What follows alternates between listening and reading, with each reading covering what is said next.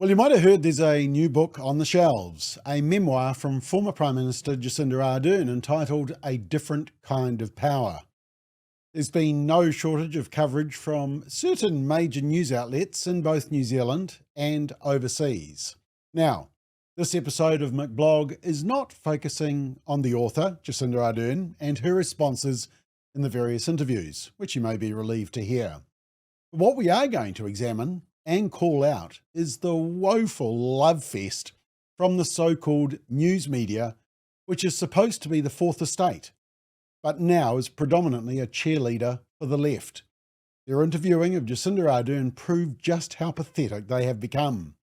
And it'll also show you why Mike Hosking, Heather Plessis-Allen, Sean Plunket, Fox News never stood a chance of being granted an interview.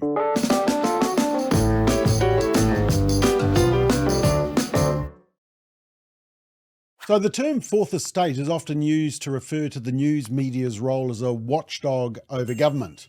According to politicaldictionary.com, the phrase has its origins in the French Revolution, where the church, nobility and commoners comprised the first, second and third estates. The media was first called the fourth estate in 1821 by Edmund Burke, who wanted to point out the power of the press. The term is now somewhat dated, but it is used to stress journalists' importance to politics. The news media is often seen as a critical check on the power of the other three estates, serving as a watchdog to hold elected officials and other public figures accountable for their actions. So the focus has been on Jacinda's responses to the questions from the news media. You've possibly seen the coverage all last week.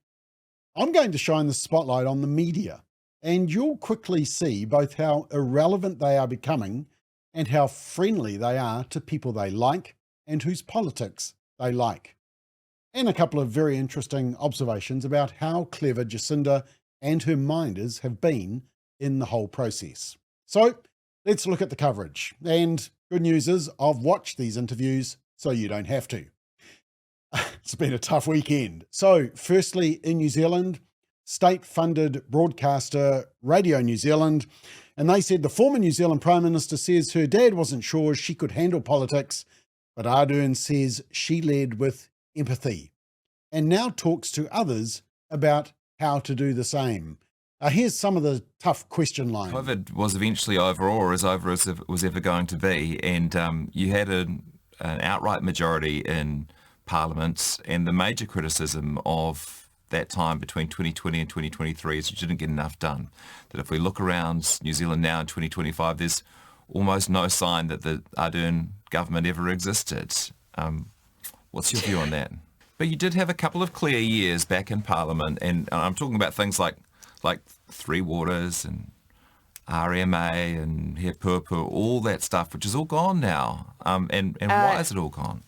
But I wonder if the lesson for some people might be that style of government is nice to have, but it doesn't work as effectively as, I'm thinking of Trump and what he's achieved in a couple hundred days. But then even look at the national government and how, the National Coalition government and how effectively they've done so much in quite a short time, because they kind of haven't worried about people's feelings and consensus and all that stuff, which most of us agree would be great to have. Oh, yes. So it's kind of pushing a little bit, but not really the really tough questions. Now, to be fair, the interviewer does press a little on some of the controversy around Jacinda that caused her popularity to plummet. But note the answers. She never once fully answers the question, and the pushback from the interviewer is, well, it's weak. I see the Royal Commission concluded last year that the government was perhaps too harsh when it came to mandates and lockdowns. Do you agree with them? Well, we put them in place for a reason. We put them in place because we felt that we... Okay, so that was the answer. Then the follow-up question. Do you agree with their conclusions that the mandates and the lockdowns went too far? Well, I think they also acknowledged the basis on which those decisions were being made. Yep, so she didn't answer, so they pressed a little bit more. You won't get to make that decision again, probably, but would you counsel future Prime Ministers to look at their findings and go easier on things like vaccine mandates next time and lockdowns? Well, again, I would firstly, I guess, wish for them to see that they'd never have that experience. Yeah, so no answer. But what Radio New Zealand was very keen to do in the interview was make a clear statement that they hate Trump, and all New Zealanders and all politicians in New Zealand should also, especially Jacinda. Watch this question line. Your mentor Phil Goff has been quite critical of Trump since he's been able to. You don't have anything holding you back, but I haven't seen you say much about President Trump and what many view as a threat to democracy and well, I could give you the list, but have you been too quiet on him? Trump is, of course, the face of the other style of leadership. What have you got to lose by saying his name and saying, this is what he's doing wrong and I speak out against it? Do you not think you could do some good globally by putting a face and a voice and you're an incredible communicator, putting a voice to the opposition to Trump? Oh, yes. I mean, that's pretty embarrassing, isn't it? Then it's off to the state broadcaster, TVNZ, and TVNZ's 7 Sharp. And they say the world's media is lining up to interview Dame Jacinda Ardern about her memoir, A Different Kind of Power. But as the former Prime Minister sits down to talk to 7 Sharp, she insists the impression she makes on the Kiwis matters most. And there's this conversation with Hilary Barry. So this was the glowing introduction. She's written a memoir and she's being interviewed by some of the best in the business about it. The BBC, CBS, Oprah even, but she's still got time for us too. Yes, being interviewed by all the world's media that like her. Just missed a little bit there. But here's the question line. When you left office, were you inundated with other job offers? I mean, who calls when a Prime Minister resigns? Were there lots of calls? You look like someone, and I hope you don't mind me saying this, who no longer has the weight of a country on their shoulders anymore. Does it feel that way? Well, let's talk about the place that you were in, because, that may have been a defining moment, and you talk about the job taking a toll. But what kind of place are you in where you go from, that landslide victory in 2020 to then having that thought that cancer could be a ticket away from this job? She knew that politicians would sometimes get a hard time from the public, but felt something had changed. It had got nastier. Even a trip to an airport toilet one day earned her a nasty encounter with a middle-aged woman who accused her of ruining the country. Did you ever feel unsafe, or were you worried about your family being unsafe when you were in New Zealand towards the end of your role? You're a person who feels things deeply, and you talk in the book about being a child who worried about things, that your mum even took you to the doctor worried because you had, stomach aches all the time, but actually it all came down to worry. What were you worried about as a child, and what have you learnt transitioning into being an adult about worrying? And these traits, when you were a younger person in Parliament, you weren't yet an MP, it was these traits that you had that you, as you say, you thought were a weakness. You thought you were too thin-skinned to have any thoughts of being an MP. Were there any hard questions there? I mean, is that the type of question line they'll give Winston Peters or a right-wing politician? These were actually the hardest ones I could find from this Lovefest. You told your chief of staff before you resigned that you felt like you'd become a political lightning rod, a flashpoint. Do you still feel that way as far as New Zealand is concerned? But do you still feel that way? Is it convenient that you're in Harvard, you're in Boston and away from all of that? Do you feel like, the Harvard job aside, that you could come back and live in New Zealand without being given a hard time?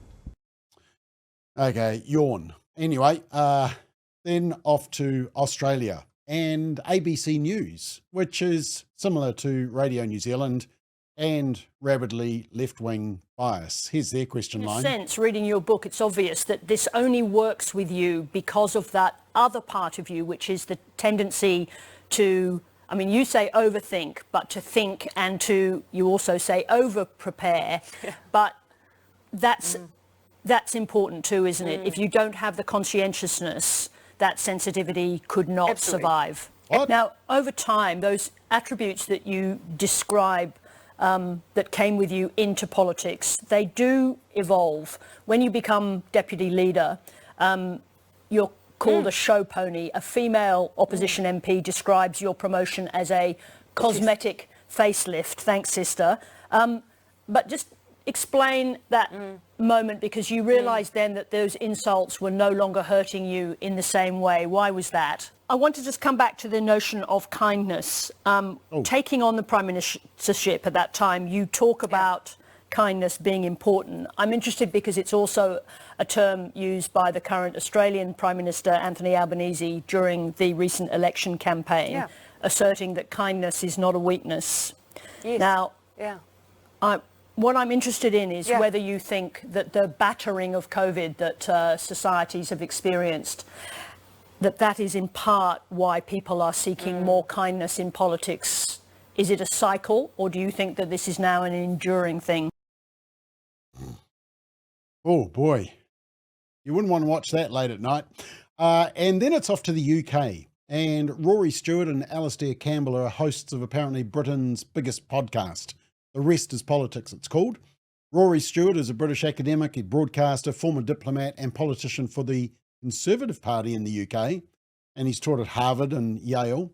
And Alastair Campbell, the other interviewer, is a former journalist turned strategist and spokesman for Tony Blair and New Labour. So one from the left, one from the right.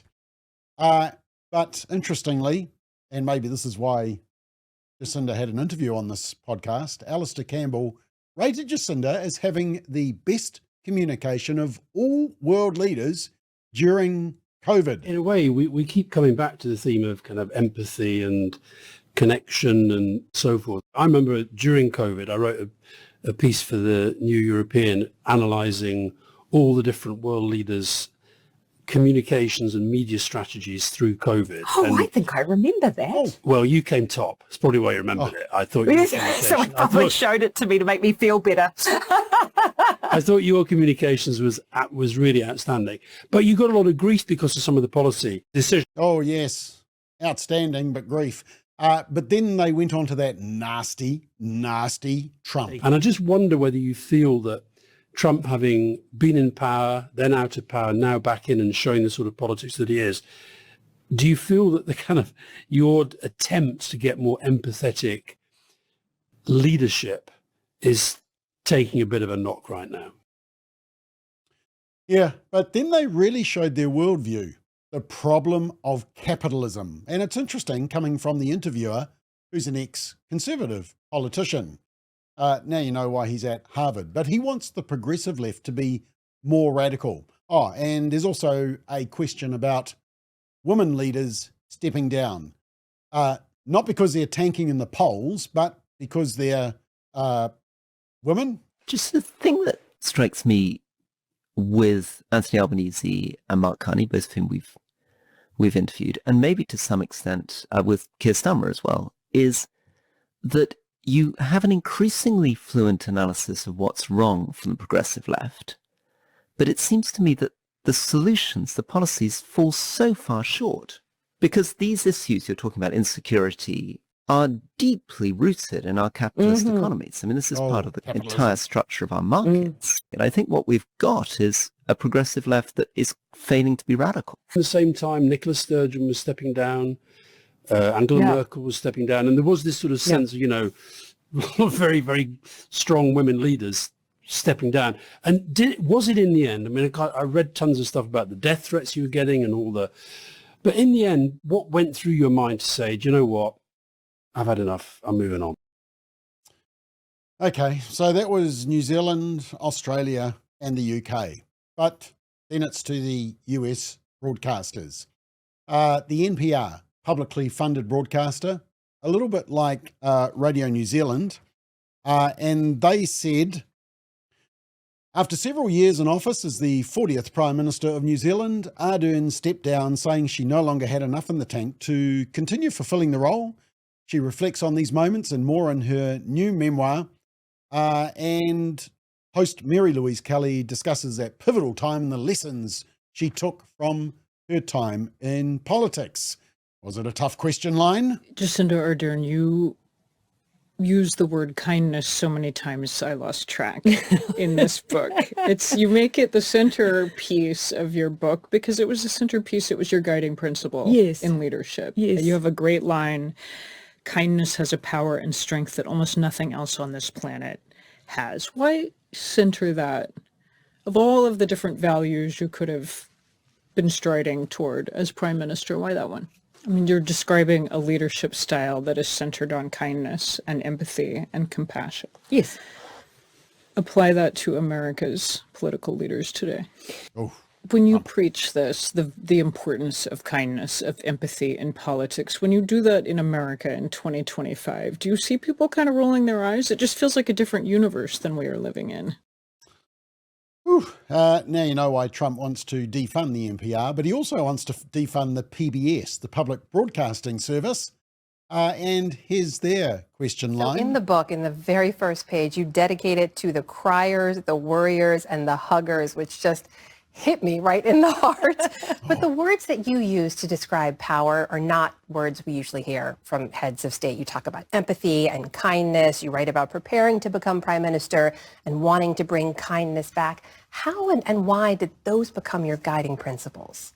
You write in the book about very suddenly, somewhat unexpectedly being thrust into leadership. And you write very honestly about, I think, what's fair to call the imposter syndrome. You write very personally in the book, too, about all the questions that you, as a woman in her mid-30s, as a woman who talked about wanting a family, face all along your political career as you rose into power.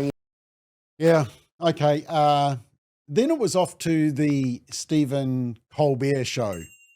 You can probably imagine how bad that is. Well, the author of A Different Kind of Power, Jacinda Ardern, you write about it's not just your political life, and it's not just the life that we know from your public service, but also from your childhood. You talk about, from your childhood, your sense of stage fright.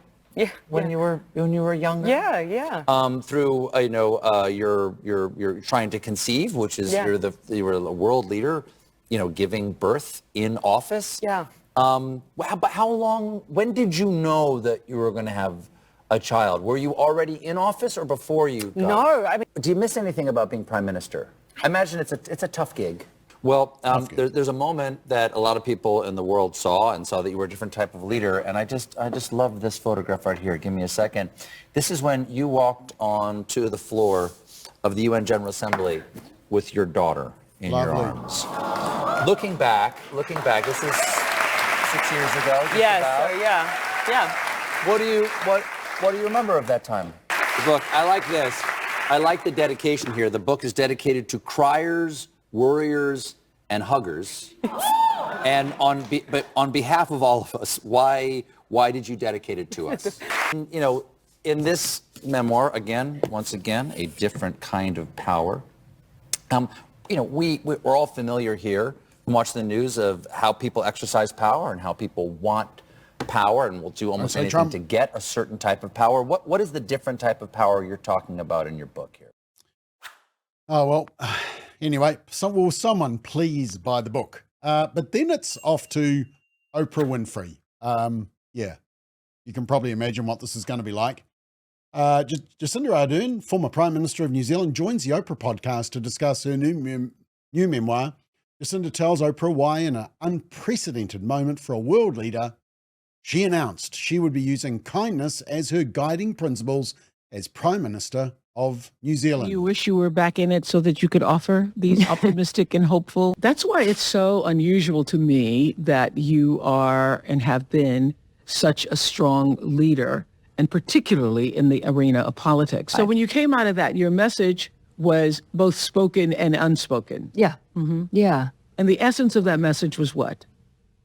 Yes, you can do it all, but don't do it alone. Don't expect to do it alone. Wonder Woman needed deserves a sidekick that's so too. Powerful. That's so correct. So powerful. Yes, you can do it all, but don't expect it to do it alone. Yeah, because I didn't. That is so clarifying. So clarifying. A different kind of power meant that you instinctively knew that the thing to do is to go to the people where the people are hurting. Absolutely. And a different kind of power allowed you to embrace those people, the community. I asked this of Jimmy Carter once. When you have the weight of the entire country on your shoulders, and you did in several instances, the weight of the entire country, and just in general, as Prime Minister, the weight of the entire country on your shoulders, what is your prayer? The thing that was your weakness became your strength. Absolutely. Because you did question whether or not they're going to question, I should be here. I'm going to make sure that I do everything exactly. And have the humility to know that you don't know all the answers and to bring in the people who might and to draw on that That's a different expertise. kind of power, to have that humility. I felt like I was becoming a bit more defensive than I wanted to be. Oh my God. I felt like takes a different kind of power. Oh. Do you know what it takes to have the level of self-awareness to say, I don't know if I still have it? Yeah. Woo! This is almost better than church. Now, look, I know I promised you that this episode was only about the woeful Lovefest from the so-called news media, which is supposed to be the fourth estate, but is now predominantly a cheerleader for the left. But I just did have to show you this response to a question from Oprah. Or we have the option of blaming others, of saying that the cause of the insecurity you feel or the financial insecurity you feel is this group or this group. And that is a quick and easy way to do politics. Incite fear. It's the oldest trick in the book, but it is the most harmful and the most damaging. And I talk openly about the alternatives because they exist. There are leaders who champion empathetic leadership, who actually want to solve the problems. But what we see a spotlight more often is that alternative. And I wish so much that we can turn towards those more optimistic, hopeful, and inclusive responses to problems rather than the fear that we see people reach to. Did she really say that? Okay, look, there's a couple of things to note in all of these interviews that I've highlighted. Most of the legacy media are infatuated with both Jacinda and her politics, and they can't separate that out from their duty to be a proper media outlet asking the hard and tough questions, as they definitely would if this was a right-wing politician's memoirs. Can you imagine all these question lines and they're treating with such dignity and respect and so kindly, pressing just kindly, if they were interviewing Donald Trump or Nigel Farage, Tony Abbott, Boris Johnson, Viktor Orban from Hungary? Would it be the same love fest? Now look, you have to give absolute credit to Jacinda's media team. They picked the media that would give them absolute softball questions and wouldn't ask the really tough questions. Or in the case of Radio New Zealand, who did try to drill down to a couple of specific issues, allowed Jacinda not to answer them fully. You can now see clearly why Mike Hosking, Sean Plunket from the platform, RCR Radio, Fox News, Sky News, the Australian newspaper, Simon O'Connor on Family Matters, or even McBlog will get nowhere near her for an interview. Her minders simply wouldn't take the risk of tough questions. No media asked her the real tough questions. For example, why did a parliament protest gather so many protesters from across the political divide? This was who was present at that Wellington Parliament protest, and so many ethnicities represented. And why wouldn't she meet them if she's so into inclusivity and kindness? And does kindness extend to the unborn child in the womb? What about those second-term political quicksands like Three Waters and Puapua that dragged her government and Ardern personally down, as one left-wing commentator said? And nobody fully pressed her on the Royal Commission of Inquiry into the COVID-19 response. Most of the media avoided the issue altogether. A few questions, little bit, but no pushing. But let me remind you what the report said. In our view, some workplaces, occupational and other vaccine requirements were applied too broadly and remained in place for too long, which caused harm to individuals and families and contributed to loss of social capital. Some found these requirements reassuring, but they also had significant negative impacts, including exacerbating workforce issues and shortages in some areas, as well as difficult social consequences for those who did not choose to get vaccinated. The use of mandatory measures and other aspects of the COVID-19 pandemic affected trust and social cohesion in ways that may make future pandemic responses more difficult. And in fact, inquiry head Tony Blakely, an epidemiologist, said that vaccine mandates caused huge pain to a substantial minority during the pandemic, and the government should consider whether their benefits actually outweighed their harms. The report also highlighted Jacinda Ardern saying, "We are the single source of truth," said that comment was highlighted by submitters as unhelpful. Oh, and remember this? Basically said this is going to be like, well, it's almost like, you probably don't see it like this, the two different classes of people. If you're vaccinated or if you're unvaccinated, you have all these rights. If you are vaccinated... That is what it is. So, yep. Nobody asked her about that. Nobody. But it's actually the point where I think Jacinda's politics fully lost the room. In fact, you can actually go to a website called laborsfailures.com and you can see a whole long list of failures during the term that Jacinda was Prime Minister. And look, go through the list for yourself and see whether you agree or disagree. But it demonstrates why Jacinda's polling went through the floor. But hey, nobody asked her why did her political star, that red line, drop so dramatically if she was such a fantastic leader. And nobody tackled her and said, this was the real reason you resigned, wasn't it? The writing was on the wall. You know, it was a very clever media tour promoting a book. Pick the media that loves your politics. Maybe even send them a list of questions in advance. And this is why the legacy media is dying. I just hope they're as nice to me and give me the love fest if I write a book. What do you reckon?